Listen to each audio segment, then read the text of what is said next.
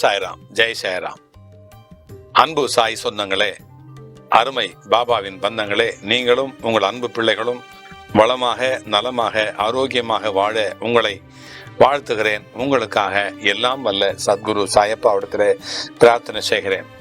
அன்பு சாய் சொந்தங்களே, இங்கே ஒரு பிரார்த்தனை வந்திருக்கிறது.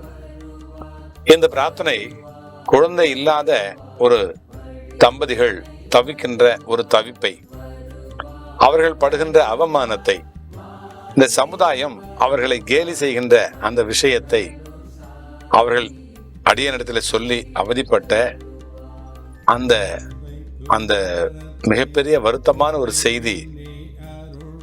இந்த பிரார்த்தனை தேவையான பிரார்த்தனை, முக்கியமான பிரார்த்தனை. அப்பா அற்புதம் செய்ய வேண்டிய இந்த பிரார்த்தனை அப்பாவிடத்துல சமர்ப்பணம் செய்யப்படுகிறது.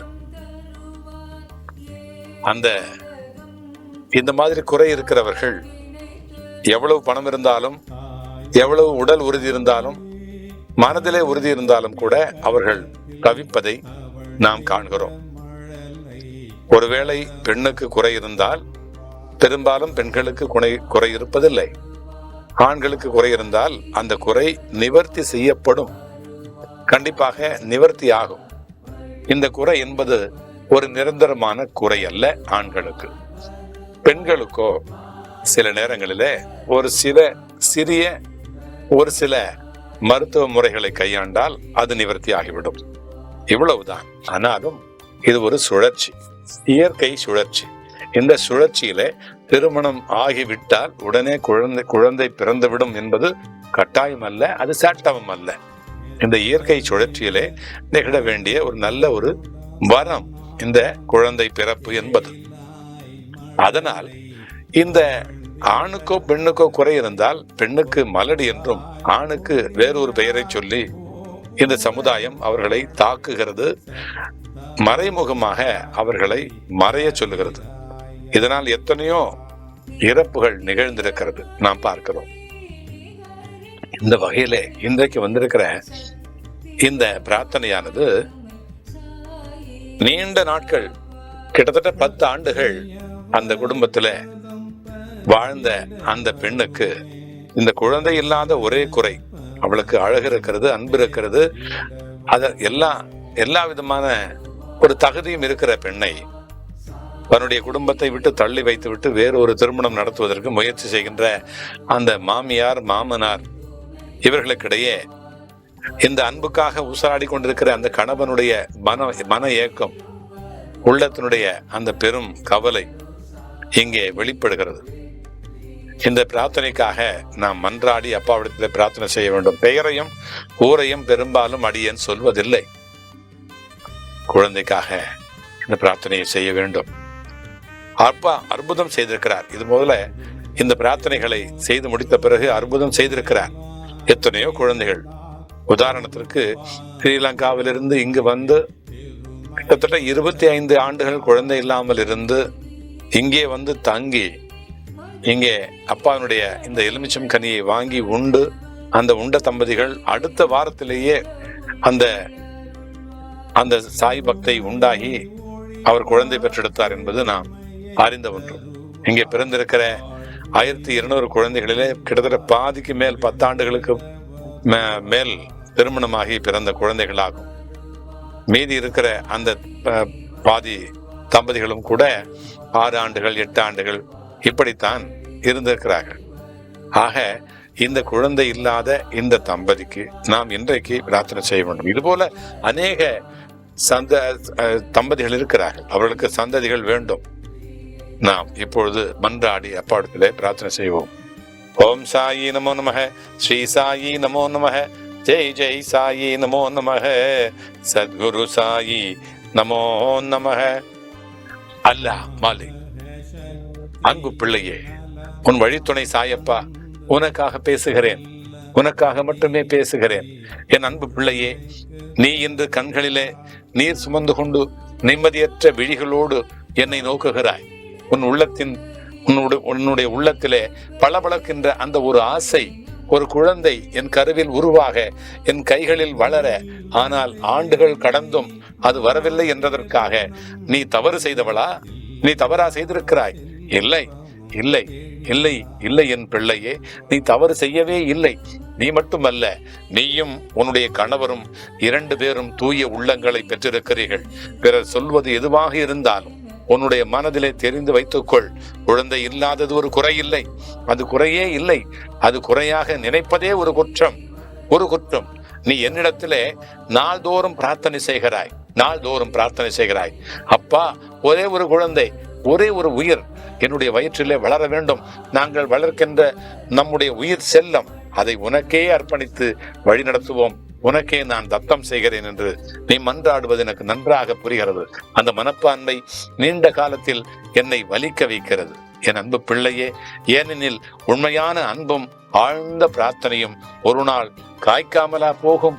கண்டிப்பாக உனக்கு கிடைக்கும். உன்னுடைய வாழ்க்கையிலே ஒரு பக்கம் குறை என்று சொல்லப்படுவதை இன்னொரு பக்கம் நிரம்பிய பரிசாக நான் மாற்றி தருவேன்.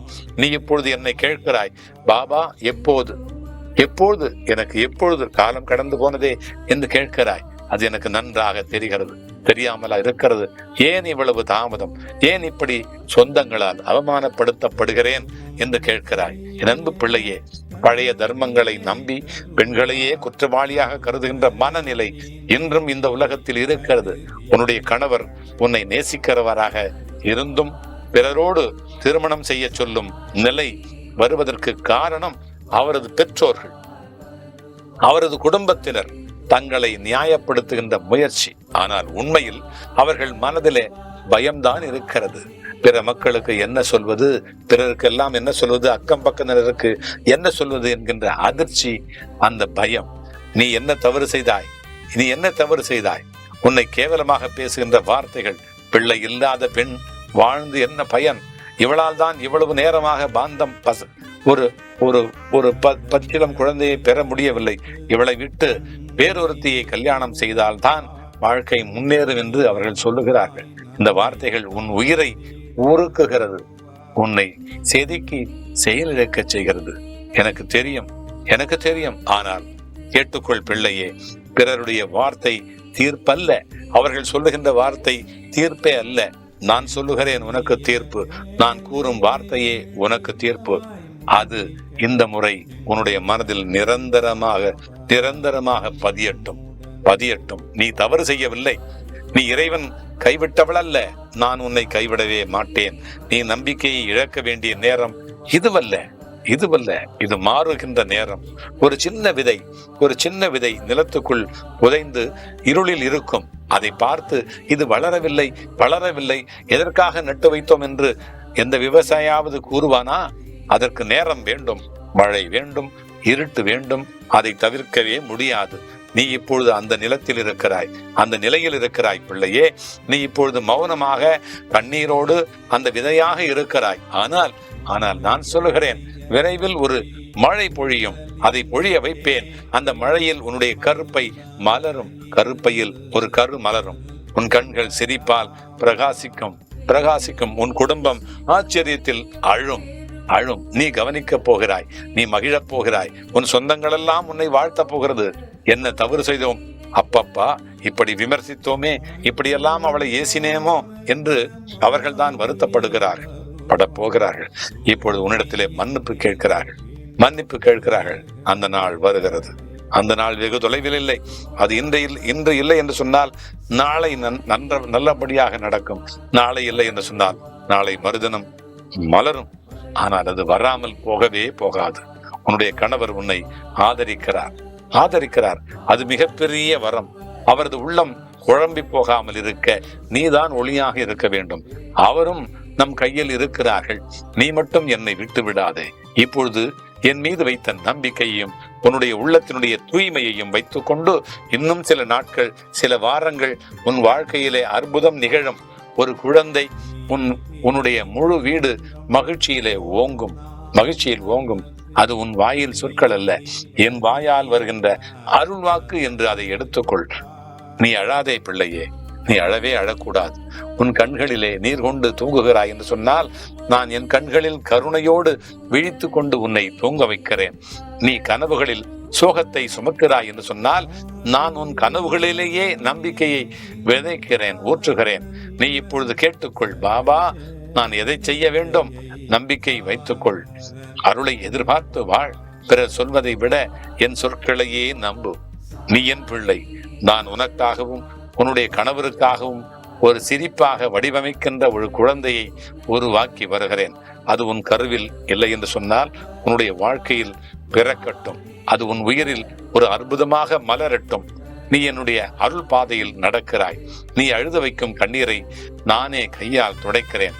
உன் கையில் ஒரு சிறு உயிரை வைத்து புன்னகை பூக்கின்ற அந்த நாளை நான் உன் அருகே இருந்து தருவேன். நீ அப்பொழுது என் முகத்தை காண்பாய். நீ இப்பொழுது கேட்கிறாய், பாபா பாபா உண்மையிலேயே இது நடந்து விடுமா, நடந்து விடுமா?